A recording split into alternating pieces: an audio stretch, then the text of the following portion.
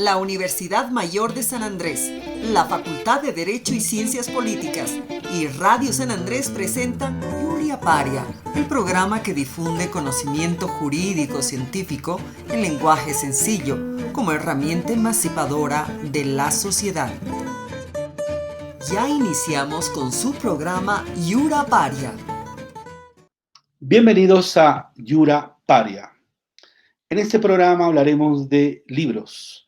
Hablaremos de libros de una corriente de pensamiento llamada decolonialismo.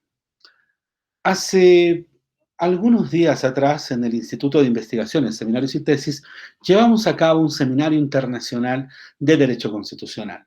Uno de los profesores que participó en este seminario, el profesor Rubén Martínez Dalmau, consideraba que una buena parte del contenido de las constituciones latinoamericanas de los últimos 10 a 20 años había sido influenciada por el pensamiento decolonial. En consecuencia, tomemos estos programas de libros para acercarnos justamente a un contexto de pensamiento necesario para la reflexión constitucional. Entonces, antes de volver a nuestras reflexiones, a nuestros programas dedicados a la Constitución boliviana, pues hablemos de libros, y en este caso, de libros decoloniales, de autores decoloniales. En consecuencia, sean bienvenidos a su programa Yura Paria.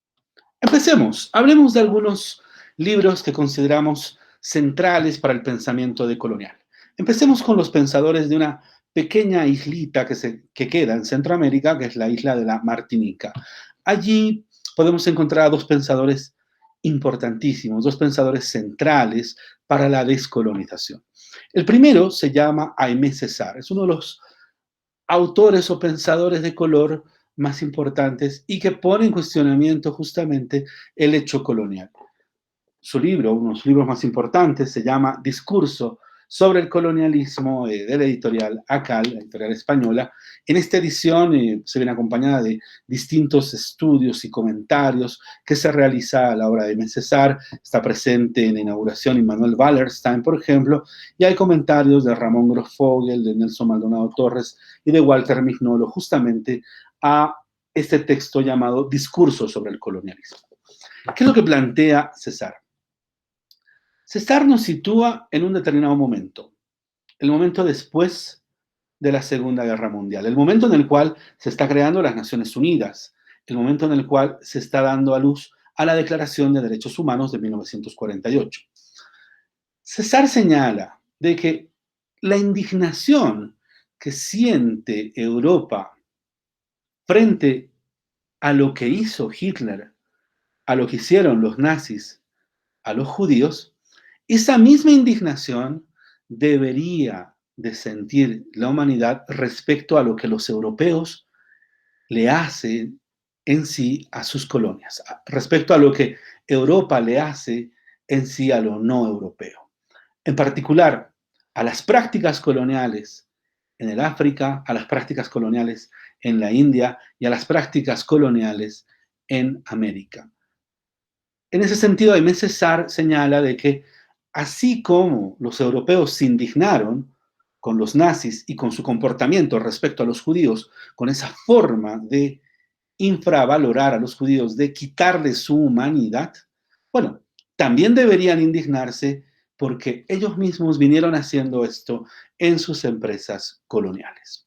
Pero uno de los puntos importantísimos e interesantes de Aimé Césaire radica en que para él, el colonizador, cuando considera subhumano al colonizado, cuando lo imagina como no humano, subhumano al colonizado,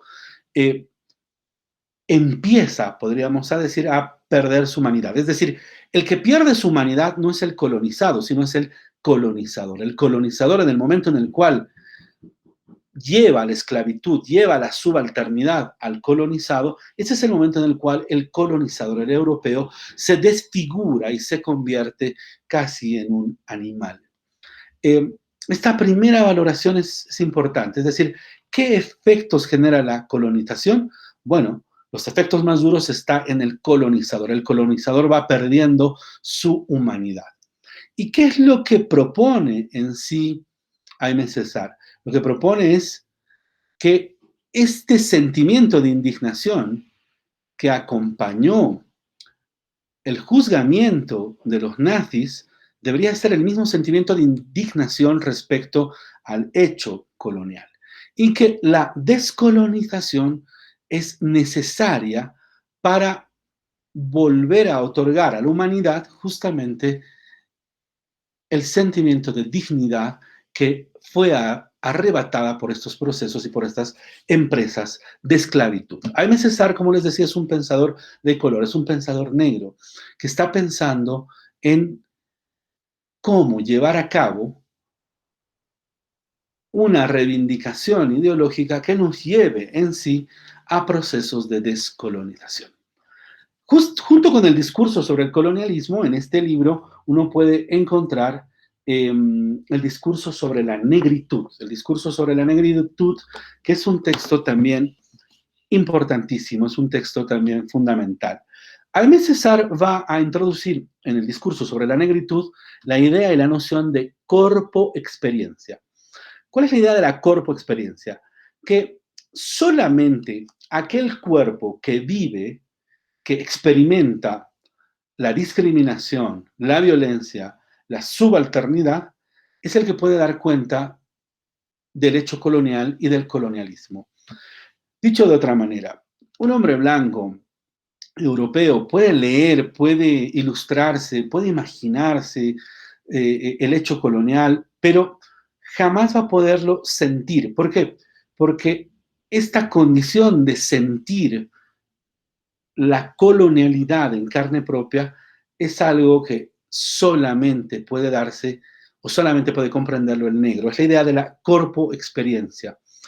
Solamente el negro conoce, solamente el hombre de color conoce el efecto negativo de la esclavitud porque lo ha vivido en carne propia. Solamente el hombre de color, solamente el negro conoce las formas de discriminación porque las vive en carne propia. En ese sentido, la corpoexperiencia remite a la necesidad de que quien cuestione el carácter colonial tenga que ser aquel que tiene la corpoexperiencia, aquel que tiene o que vive en carne propia esa discriminación o esa violencia extendida.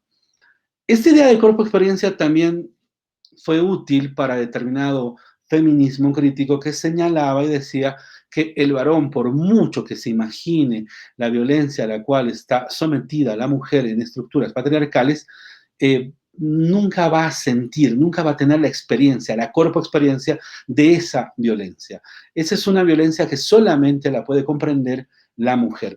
Bueno, de la misma manera, Aimé Césaire va a plantear esta idea de corpoexperiencia y va con ello a reflexionar que el sujeto de la descolonización no es otro que el sujeto que siente en carne viva el carácter colonial, el hecho colonial. En consecuencia, Aimé Césaire, con el discurso sobre el colonialismo, empieza ya en los años 50 este camino de reflexión respecto a la descolonización y a cómo emprender la descolonización.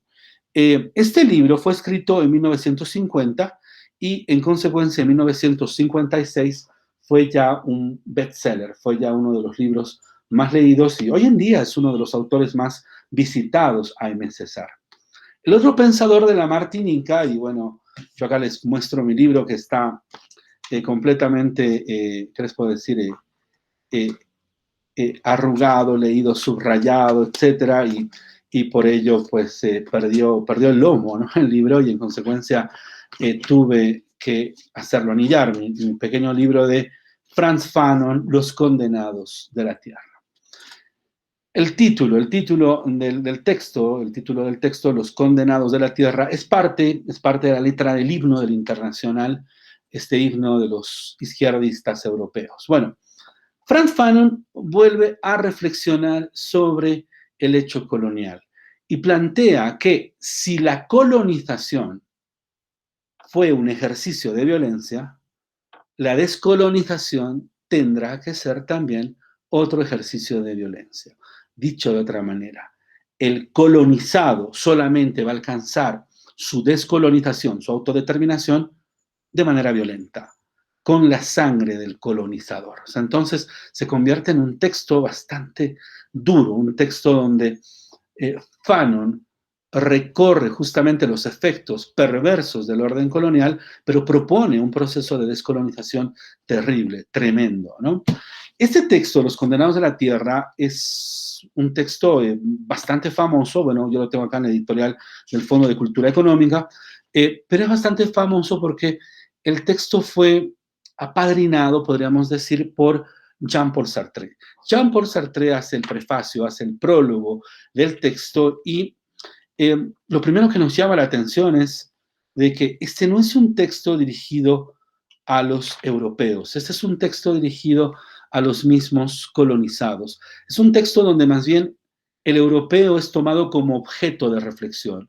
El europeo es tomado como, podríamos decir, el sujeto que ha llevado a cabo uno de los crímenes más grandes, que ha sido quitarle la humanidad a un ser humano. Y miren cómo, al igual que Aimé Césaire, Fanon está caracterizando esto justamente a finales de los años 50. El texto fue publicado en francés en 1961, pero fue escrito a finales de los años 50, en el mismo tiempo en el cual Aimé Césaire está escribiendo Discurso sobre el colonialismo. Bueno, hay una frase fantástica, magnífica, que hace en sí Sartre, o sea, que escribe Sartre para este prólogo, para esta introducción, y es la siguiente, se las leo, es una de las frases más fuertes y a la vez más referidas dentro de los estudios de la filosofía, ¿no? Y nos dice lo siguiente: no nos convertimos en lo que somos, sino mediante la negación íntima y radical de lo que han hecho de nosotros. Es decir, hay algo que han hecho de nosotros. Y ese algo que han hecho de nosotros, en el caso del colonialismo, nos han subalternizado. Y en consecuencia, debemos hacernos responsables de aquello que han hecho con nosotros. Y lo que dice Sartre, no nos convertimos en lo que somos, sino mediante la negación íntima y radical de lo que han hecho de nosotros. Entonces, esto justamente da paso en sí al trauma colonial, ¿no? A la herida colonial, a esta herida colonial que los pensadores de la Martinica en libros como Discursos sobre el colonialismo o Los Condenados de la Tierra, pues ponen en cuestionamiento. Junto con estos libros, junto con Los Condenados de la Tierra, hay otra obra muy importante de Fanon llamado Piel Negra, Máscaras Blancas. Bueno, Piel Negra, Máscaras Blancas es en sí el resultado de investigación que realiza Frantz Fanon. Frantz Fanon fue médico, estudió medicina y en particular realizó una serie de prácticas en el hospital psiquiátrico Blida-Joinville en Argelia. Y justamente este es el resultado en sí de sus investigaciones respecto a cuál es el efecto, cuáles son las consecuencias que el colonialismo desata en la psiquis de las personas. Por ello el nombre, ¿no? Piel negra, máscaras blancas, ¿no?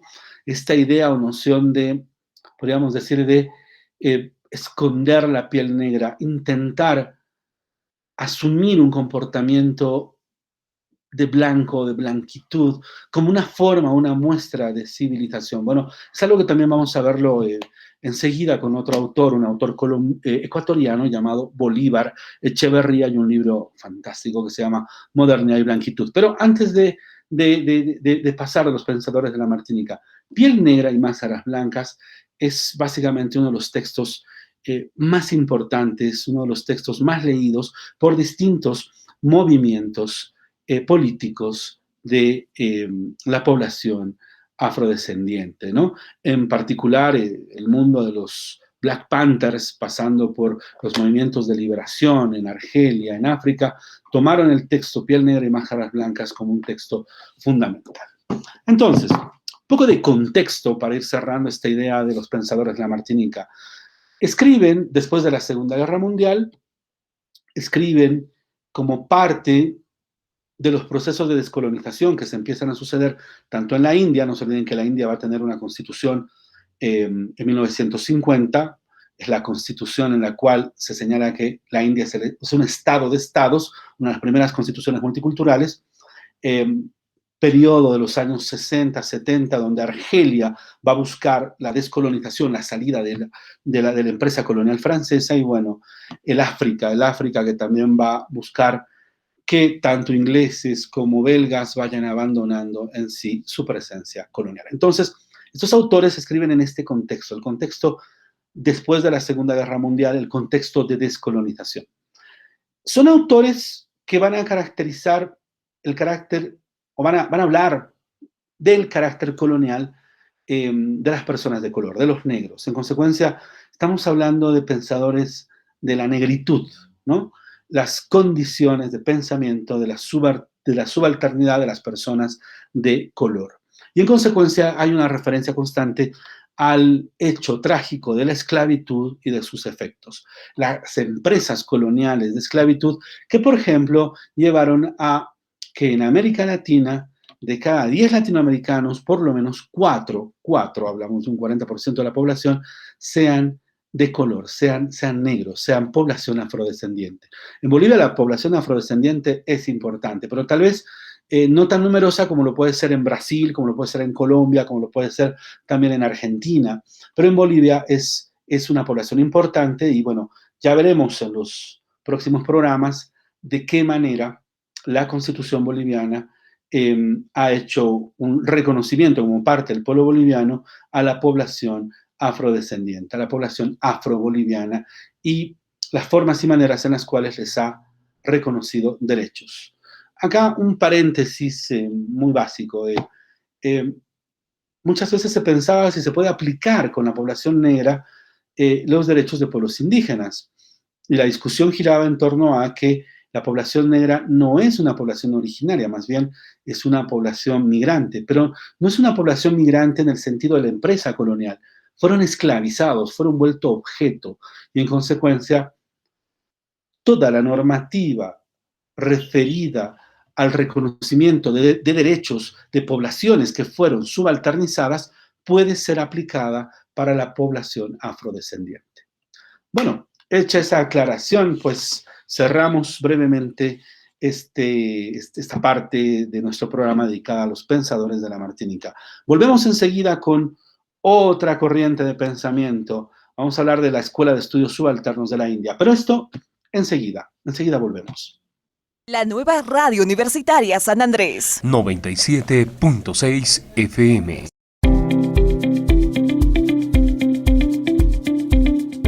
¿Cómo desinfectar tu celular del coronavirus? El coronavirus puede permanecer hasta 9 días en superficies como metal, cristal o plástico. Un celular tiene 10 veces más bacterias que la tapa de un inodoro.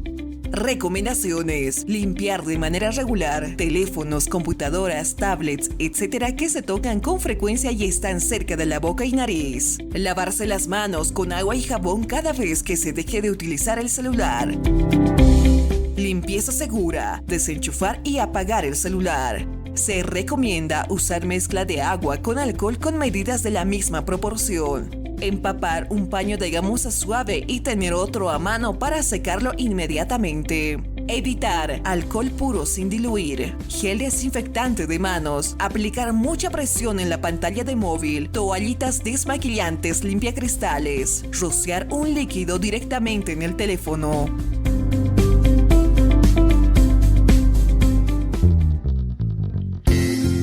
Este es un mensaje del Comité Operativo de Emergencia de la Universidad Mayor de San Andrés, al cuidado de tu salud.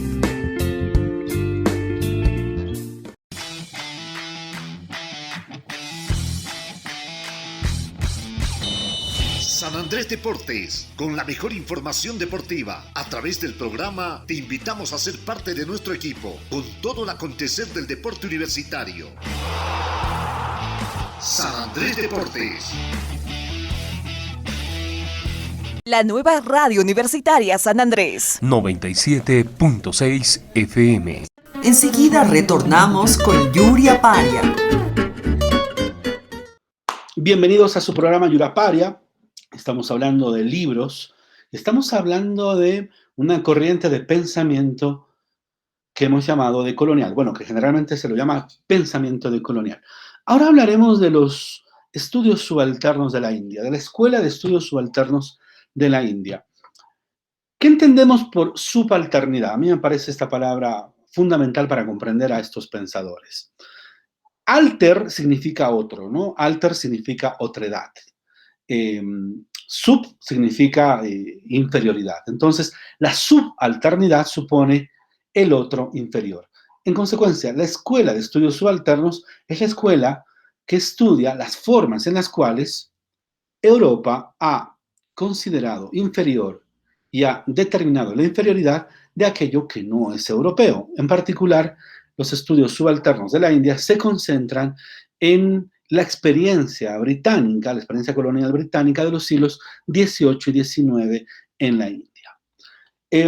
Un dato muy importante, estos académicos tuvieron sus condiciones de enunciación desde la Academia Inglesa. ¿Qué significa eso?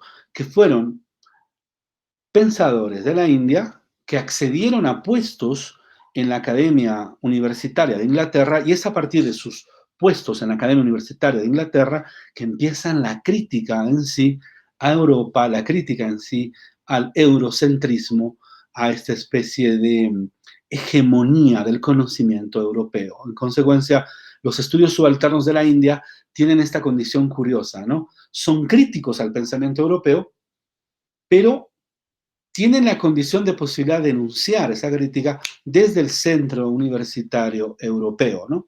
Esa viene a ser una condición bastante interesante. Bueno, hay algo muy importante respecto a los estudios subalternos de la India, y es que una de las primeras traducciones al castellano de una serie de textos de los Subaltern Studies, así, digámoslo así, fue publicada en Bolivia. El libro se llama Debates Postcoloniales y fue compilado y traducido por dos autoras bolivianas muy importantes, Silvia Rivera Cusicanqui y Rosana Barragán, ¿no? Una de nuestras pensadoras bolivianas de gran trascendencia, como Silvia Rivera, y una de nuestras historiadoras tal vez más importantes de este último tiempo, como es Rosana Barragán. Ambas toman una publicación del año 1996 y la traducen y la compilan y, bueno, la sacan a la luz justamente acá en Bolivia, la sacan a la luz acá en la ciudad de La Paz, el año 1997, un añito después de que sale esta compilación de artículos en inglés. Y es la primera traducción de los estudios subalternos de la India al castellano. Es más, si ustedes revisan libros, yo qué sé, los libros de Walter Mignolo, los libros del mismo Enrique Dussel o de otros, van a citar esta edición, este libro que tengo en mis manos, que, créanme, es una joya. Yo creo que todavía se lo puede conseguir en algunas librerías, pero bueno, es una joya en la medida en la cual es uno de los primeros textos de traducción de esta escuela de los estudios de la subalternidad. Bueno, acá lo que tenemos es una compilación de textos de los teóricos más importantes de esta escuela. Textos de Ranajit Guha, de Partha Chardhaje, de Prakash, de Gayatri Chakrabarti Spivak, de Dipesh Chakrabarti y de otros. Bueno, apellidos que inicialmente son un poco ajenos a nuestra cotidianidad de apellidos, ¿no? Apellidos de autores de la India. Bueno, yo quisiera hablarles de dos libros, además de este, que es muy importante, una compilación de textos. Quisiera hablarles, si me permiten, de Ranajit Guha. Ranajit Guha y este libro hermoso que se llama Las voces de la historia. Bueno, ¿qué es lo que plantea Ranajit Guha? Bueno, plantea muchas cosas, pero una de sus tesis centrales es volver a reflexionar respecto a la historia universal y provincializar, volver una historia de provincia, la historia europea. ¿Qué significa esto? Que la historia europea se presenta como la historia del mundo. La historia contada desde Europa se la presenta como la historia universal. Y bueno, si ustedes le prestan atención a un libro de historia universal, se van a dar cuenta que una buena parte de lo que acontece en este libro de historia universal acontece en Europa. Bueno, Ranajit Guha plantea la necesidad de reflexionar que esa es la historia de Europa, de una partecita del globo, del mundo, y que no puede ser que la historia de Europa pueda ser la historia del globo. En consecuencia, él propone volver a reflexionar qué es la historia de una pequeña provincia, la provincialización de la historia europea, para recuperar justamente la vitalidad de los relatos y de las historias locales. Entonces, Guja va a plantear esto a partir de una resignificación de la idea de historia, de la resignificación de lo contemporáneo y de que lo que hemos vivido, de lo que llamamos historia, es en sí una forma de ontología del presente que vivimos hoy en día. Bueno, Ranajit Guha, Las voces de la historia y otros estudios subalternos, en consecuencia, es uno de los libros más importantes de esta escuela de estudios subalternos de la India y que, bueno, trae en sí una serie de reflexiones justamente sobre la necesidad de pensar desde lo local, de pensar desde la región frente a este pensamiento hegemónico estadounidense. Otro de los autores, o otra de las autores, aquí hablamos de una autora muy importante de la Escuela de Estudios Subalternos, es Gayatri Chakraborty Spivak. Y este es uno de sus libros más importantes, Crítica de la razón postcolonial, editado, presentado por la editorial Akal, ¿no? Bueno, esta autora, Gayatri Chakraborty Spivak, fue la traductora de un filósofo muy importante, Jacques Derrida, fue la traductora de Derrida del francés al inglés. En consecuencia, ha bebido mucho de la filosofía deconstruccionista de Derrida. Acá un paréntesis con Derrida. Derrida nos va a plantear una estrategia de lectura, una estrategia de deconstrucción de los textos para cuestionar que un texto es mucho más de lo que aparentemente dice. Dicho de otra manera, que un texto esconde pliegues y repliegues y que una lectura atenta deconstruye el texto para ver todas sus posibilidades, todos sus diálogos, todas sus líneas de debate. En consecuencia, la idea de la deconstrucción es la idea de una estrategia, de una lectura atenta y fiel al autor y al contexto del autor. Para que me entiendan, si uno quiere aprender bien a Platón, pues Derrida nos dice, tienes que saber griego, y en lo posible estudiar el griego antiguo, y en lo posible leer los textos de Platón desde el griego antiguo, y en lo posible tratar de comprender la época, tratar de saber respecto a quién escribe Platón, con quién dialogaba, con quién debatía. Obviamente Platón no está pensando en un boliviano del año 2021, o sea, es absurdo. Platón está circunscrito a su época. Uno quiere ser fiel al texto y a la trama del texto, pues tiene que deconstruir estas tramas y tratar de ingresar en sí a una reconstrucción de los posibles. Una reconstrucción de los posibles significa que no hay una lectura final u oficial o establecida de un texto. El texto siempre puede deconstruirse y, en consecuencia, posibilitar nuevas y otras lecturas. Bueno, esa es la idea de la deconstrucción y Gayatri Chakraborty Spivak es una de las traductoras de Jacques Derrida al inglés y por ello es una pensadora que ha bebido mucho de este autor. Bueno, una de las tesis centrales que acá la reescribe Gayatri Chakraborty Spivak o pertenece a un ensayito de esta autora. Puede hablar, el subalternos es el título de uno de los ensayos más famosos de esta pensadora. Pensemos un poco en este cuestionamiento. Si el subalterno ha sido constituido como un otro inferior y ha sido colonizado, pues también se le ha dado la lengua, se le ha dado las estructuras de pensamiento y la pregunta inmediata es, ¿puede hablar el subalterno? Y si habla, ¿cómo lo hace?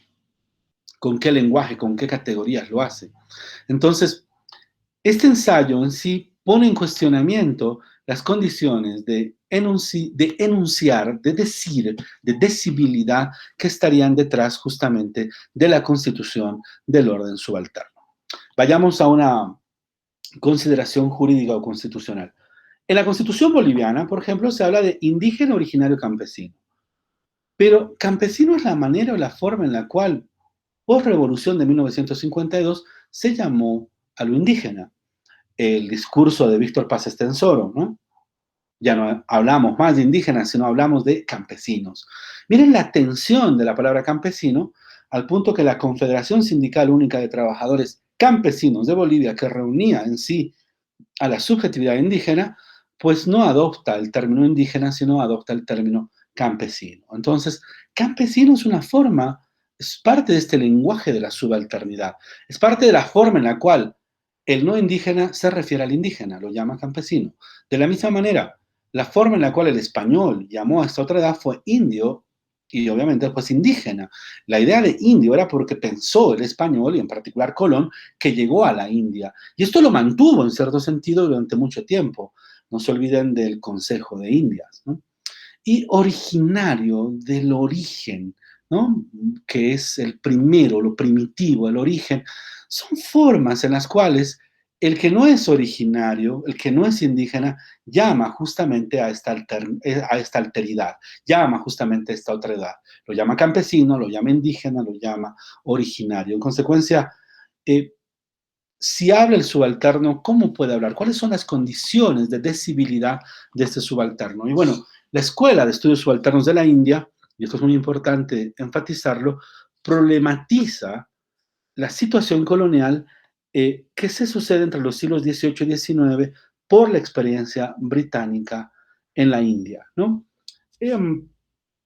Detrás de todos estos teóricos de la subalternidad, en el fondo está la reflexión respecto a la constitución de las distintas identidades y a la vez el conflicto de castas que también tiene dentro de su sociedad la India. Y bueno, van a ser muy críticos con Gandhi estos autores porque consideraron que el problema es mucho más profundo y estructural que la sola forma pacífica de resistencia que planteaba en sí Gandhi. Pero bueno, la Escuela de Estudios Subalternos de la India viene a ser justamente con Ranajit Guha, Gayatri Chakrabarti Spivak, o los textos traducidos por nuestras autoras y pensadoras bolivianas, Rosana Barragán y Silvia Rivera Cusicanqui, textos muy importantes para comprender una buena parte del pensamiento decolonial.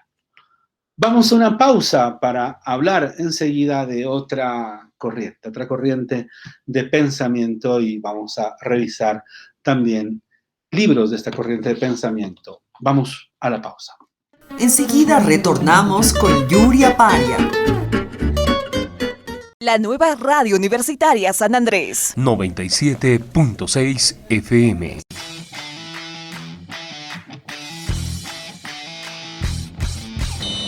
San Andrés Deportes, con la mejor información deportiva. A través del programa te invitamos a ser parte de nuestro equipo, con todo el acontecer del deporte universitario. San Andrés Deportes. La nueva radio universitaria San Andrés. 97.6 FM. En breve, seguimos con Yuria Paria. Bienvenidos a su programa Yura Paria. Estamos revisando libros sobre pensamiento decolonial y bueno, pues ahora vamos a hablar acerca de autores latinoamericanos. Primero que yo quisiera hablar es Enrique Dussel y este libro que me parece fenomenal. 1492, el encubrimiento del otro, hacia el origen del mito de la modernidad. Bueno, estas son una serie de conferencias, de lecciones que dicta Enrique Dussel.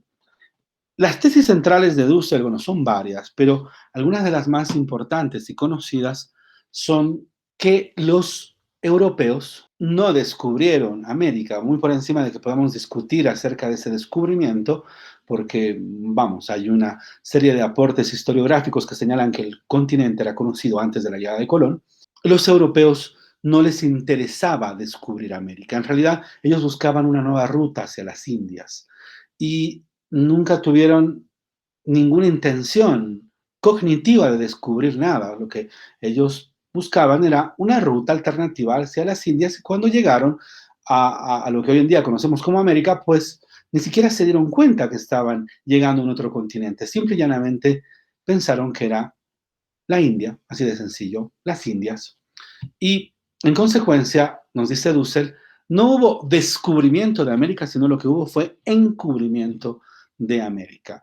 Y en ese momento en el cual se genera el encuentro entre los europeos, que ni siquiera sabían lo que estaban haciendo, y las poblaciones de estas tierras, Es en ese momento también en el cual se funda la modernidad.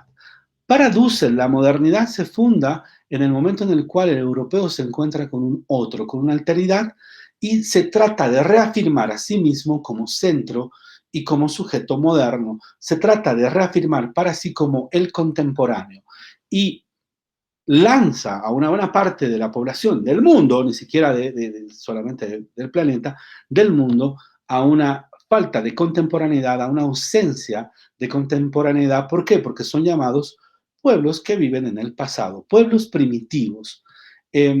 A América se le llama el nuevo mundo, en el sentido de novedoso, en el sentido de que allí todo está empezando, todo es nuevo. Dussel hace una serie de lecturas y recortes de pensadores como Hegel que dan a entender de que el continente americano es un continente nuevo en el sentido que recién se está formando. Algo así como lo que era Europa hace cientos o miles de años. Y esa imagen la vamos a ver reflejada en pensadores como Rousseau, que cuando nos habla del estado de naturaleza, que es la condición en la cual vivía el ser humano mucho antes de su sociabilidad, pues va a tomar como ejemplo a los pueblos primitivos de América. O cuando Thomas Hobbes se le pregunta, antes de que se constituya el Estado, el monarca y la idea de que exista una autoridad, vivíamos en una guerra de todos contra todos. Sí, va a decir Hobbes. Bueno, denos un ejemplo. ¿Hay algún ejemplo, alguna constatación histórica de esta guerra de todos contra todos? Y Hobbes va a decir, sí, sí, claro que hay. Es lo que sucede con los indígenas de este nuevo territorio descubierto. Es decir, la modernidad y la contemporaneidad se fundan en el momento en el cual el europeo encuentra una otra edad que puede arrojar hacia el pasado, que puede arrojar hacia esa subalternidad. En consecuencia, Dussel empieza esta crítica a la modernidad y al saber eurocéntrico y empieza a mostrarnos de que las únicas condiciones de posibilidad es empezar a pensar y a actuar y a pensar desde nuestra situación latinoamericana. Por ello va a hablar de una filosofía de la liberación. Y junto con la filosofía de la liberación, otro de los libros que a mí me parece fantástico, bueno, Dussel tiene muchos libros que son fantásticos. Acá no traigo a la reflexión los estudios que él hace sobre Marx, porque es además uno de los autores, uno de los estudiosos más importantes de la obra de Marx. Pero dentro de estos libros fantásticos y fabulosos que tiene Enrique Dussel, creo que uno de los más importantes es este, La ética de la liberación en la edad de la globalización y de la exclusión, un libro publicado por la editorial Trota, y es uno de los libros, por lo menos, creo yo, más interesantes. Es un libro donde va a explorar los sistemas éticos de la historia universal y va a situar al sistema ético moderno como parte del sistema ético que se desarrolla con la globalización. Va a hacer un énfasis en la noción de las víctimas de los procesos de orden colonial y va a afirmar la necesidad de otros sistemas de eticidad y entre ellos un sistema de eticidad que nos plantee una liberación frente al carácter de subalternidad. Un texto, créanme, central dentro de los estudios de la filosofía de la liberación y dentro de los autores latinoamericanos, creo yo, más importantes. Dussel tiene muchos otros libros. Yo recomiendo estos dos, 1492, El encubrimiento del otro, y Ética de la liberación en la edad de la globalización, porque me parecen que son dos textos que resumen o que presentan en sí una buena parte del pensamiento, una síntesis del pensamiento de Enrique Dussel, este pensador argentino radicado en México que es muy, pero muy importante para el pensamiento latinoamericano. Otro de los autores muy importantes es Aníbal Quijano. Bueno, Quijano es importante porque él nos da la diferencia entre el hecho colonial y la colonialidad. A ver, pensemos, el hecho colonial, y esto creo que ya lo dijimos en otros programas, el hecho colonial supone un hecho que sucedió fácticamente comprobable, la colonia española, el hecho de que todo este territorio en determinado momento, además de ser colonia, pues tuvo una constitución, la de Cádiz de 1812, es decir, todo este territorio que era parte de la administración española. Y ese es un hecho colonial donde obviamente al indígena se lo subalternizó, al indígena incluso se llegó a discutir acerca de que si el indígena tenía alma o no, bueno, todos esos debates absurdos, pero que existieron. Entonces, la colonia fue un hecho real. Pero otra cosa es la colonialidad. La colonialidad es la continuación de prácticas coloniales pese a que el hecho colonial desapareció. Es decir, continuar con prácticas coloniales pese a que nos independizamos y logramos separarnos de España. Es decir, nos independizamos y logramos ser Bolivia, por ejemplo, ¿no? Pero desde 1825, que somos Bolivia, ya no estamos bajo el yugo español. Las prácticas de colonialidad perviven, las prácticas que se desarrollaban mientras éramos colonia perviven, pero con otros agentes, con otros colonizadores. En consecuencia, Quijano va a distinguir entre el hecho colonial y la colonialidad. La colonialidad es la continuación de las prácticas coloniales, pese a que la colonia ya hubiera terminado. Bueno, y Quijano tiene una serie de textos pequeños y muy interesantes que han logrado, en cierto sentido, trascender y ser centrales al momento de hablar sobre colonialidad, sobre todo lo que viene a ser la división y separación racial del trabajo. Esto es justamente algo que ha desarrollado y ha pensado Aníbal Quijano, el peruano Aníbal Quijano. Bueno, uno de los textos en los cuales uno encuentra textos de Quijano, textos de Dussel y de otros, es este libro que me parece fantástico, llamado Capitalismo y Geopolítica del Conocimiento, el eurocentrismo y la filosofía de la liberación en el debate intelectual contemporáneo.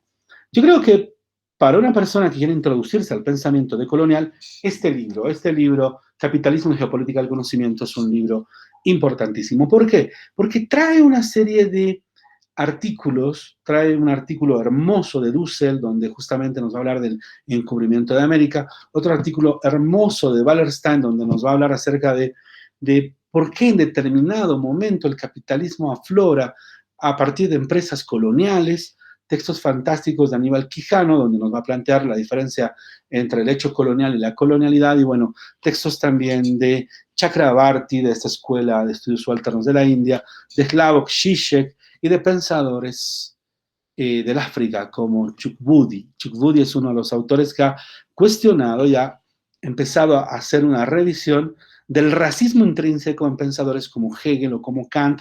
No se olviden que para Hegel África no contaba en la historia universal, y para Kant la razón, digámoslo así, tenía una mayor condición de posibilidad en los pobladores europeos, ¿no? O sea, en última instancia, lo que hace la filosofía africana es analizar el legado perverso del colonialismo y recuperar en sí los saberes que han sido desplazados o que han sido, podríamos decir, defenestrados por la empresa colonial europea, ¿no? En consecuencia, este es un texto fantástico de Walter Mignolo, Capitalismo y Geopolítica del Conocimiento. Un libro que a mí me gustó mucho, porque creo que trae en sí una síntesis muy interesante del pensamiento de Walter Mignolo, es Desobediencia epistémica, retórica de la modernidad, lógica de la colonialidad y gramática de la decolonialidad.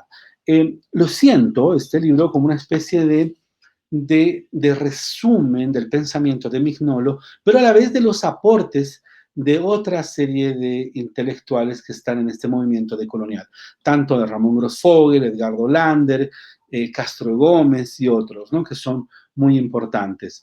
Desobediencia epistémica, hay una parte referida a Bolivia y al proceso constituyente boliviano y a la necesidad de que estas constituciones, como la del Ecuador, como la boliviana, empiezan justamente a cuestionar el saber europeo y a reivindicar el saber propio de pueblos indígenas, introduciendo categorías como summa camaña, categorías como lo plurinacional o reconocimientos extensos sobre pluralismo jurídico.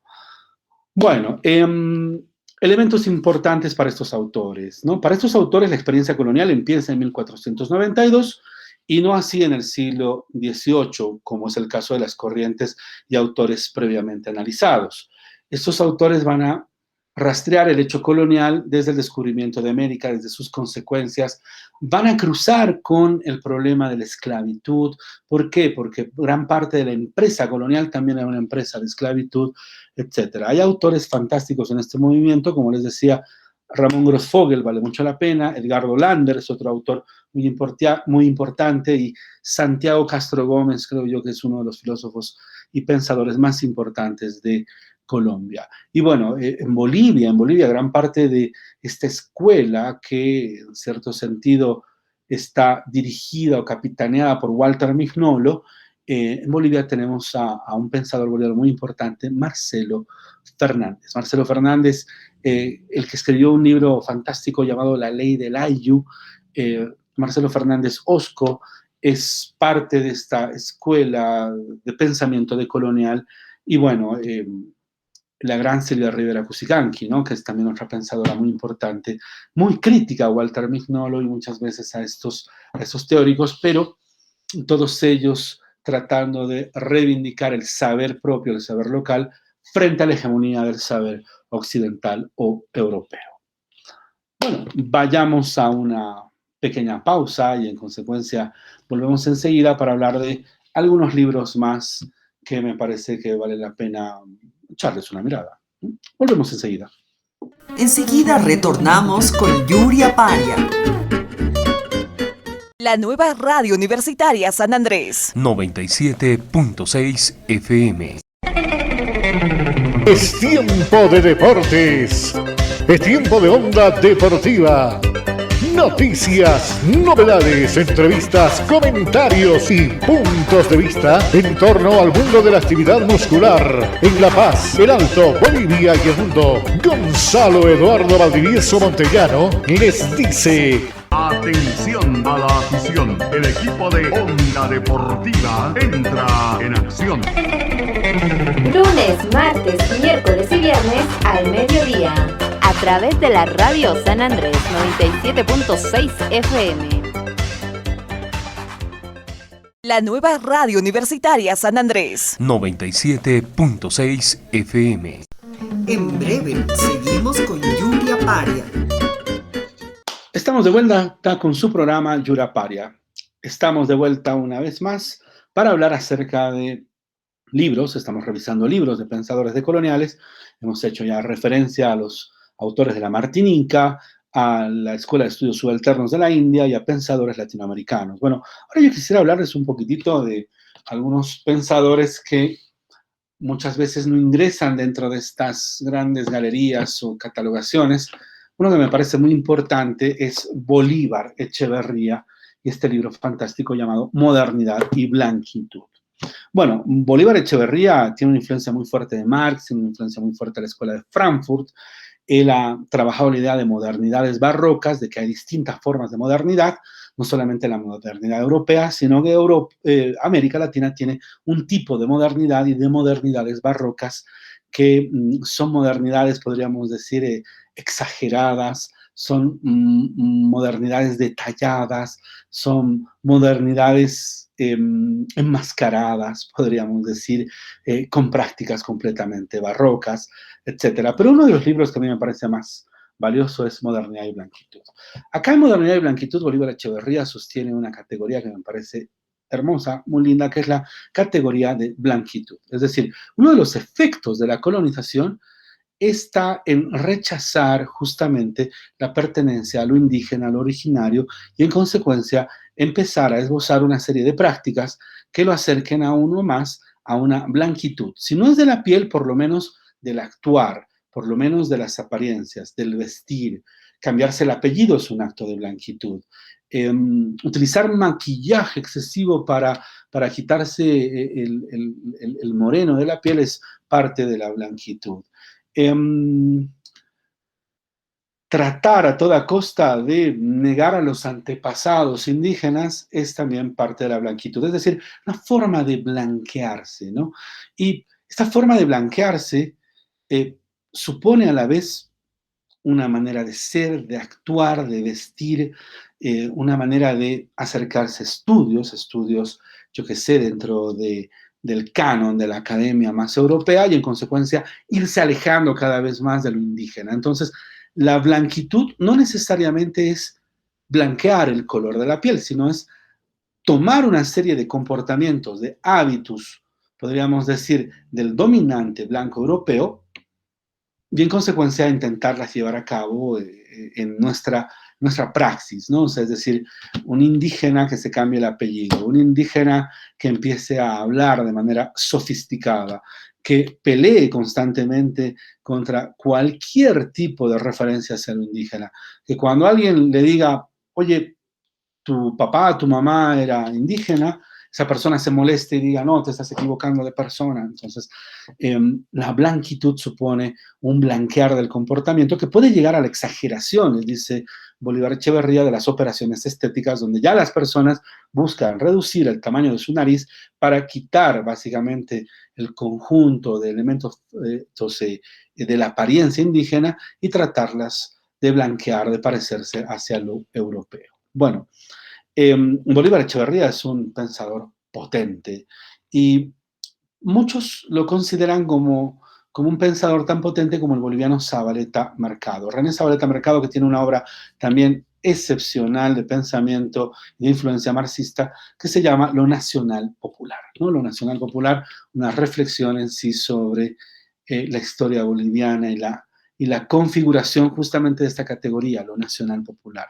Zavaleta es un autor fundamental. Y bueno, Zavaleta, al igual que Bolívar Echeverría y al igual que Dussel, que lo vimos hace poco, asisten en sí a estos marxismos, a estas relecturas de Marx en América Latina. Bueno, el gran autor que hace una relectura de Marx es Mariátegui, ¿no? El peruano Mariátegui, pero podríamos decir que junto a Mariátegui tenemos a Dussel, tenemos a Zavaleta Mercado y tenemos a Bolívar Echeverría. Bueno, de todos los que mencioné, el que sigue vivo es Dussel, y lamentablemente Zavaleta Mercado muere en los años 80, y Bolívar Echeverría muere hace algunos años atrás, ¿no? En consecuencia, estos son autores que han sido influenciados en sí por el marxismo y que emprenden estas relecturas interesantísimas.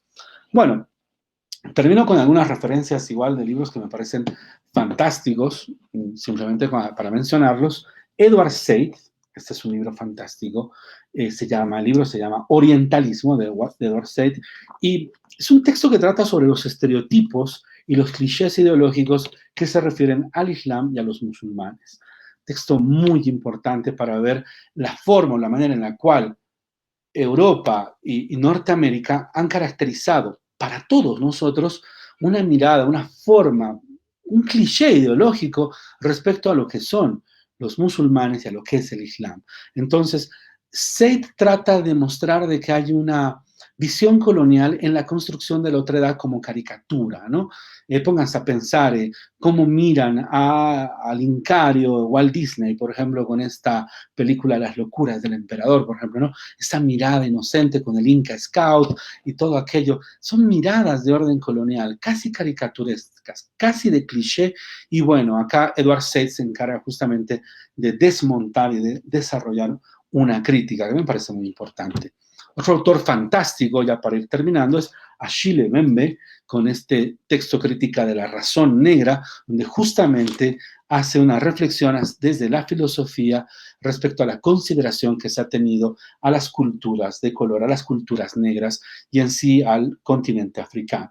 Y obviamente, un autor que hemos mencionado también en programas anteriores, Boaventura de Sousa Santos. Posiblemente este libro es uno de los libros más lindos de Boaventura, Justicia en tres saberes, epistemología del sur contra el epistemicidio. Bueno, en este texto Boaventura nos habla de la sociología de las ausencias, es decir, las formas en las cuales el saber occidental produce ausencia, descalifica el saber no occidental, la sociología de las emergencias, la necesidad que tenemos de pensar que el futuro no está escrito y que podemos modificarlo, la ecología de los saberes, la coexistencia de saberes no en una especie de armonía, pero sí la coexistencia de saberes, admitiendo que el saber es a la vez ignorancia y que la ignorancia es a la vez también conocimiento. O sea, dicho de otra manera, no hay saber absoluto como no hay ignorancia absoluta.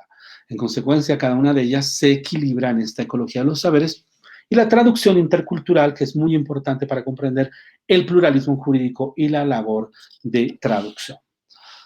Bueno, ¿por qué? ¿Por qué nos hemos metido con el pensamiento decolonial? Porque nos permite pensar y problematizar la descolonización, la despatriarcalización, nos permite pensar en otros mundos posibles, en otras cosmovisiones posibles, y todo ello, en cierto sentido, ha sido parte del contenido en sí de la nueva Constitución boliviana, de la nueva Constitución ecuatoriana, y en ambos casos nos referimos a un acontecimiento múltiple dentro del pensamiento que nos permite o que nos posibilita pensar el hecho colonial, los efectos del hecho colonial y recuperar la posibilidad de pensar desde América Latina, desde pensar desde nosotros.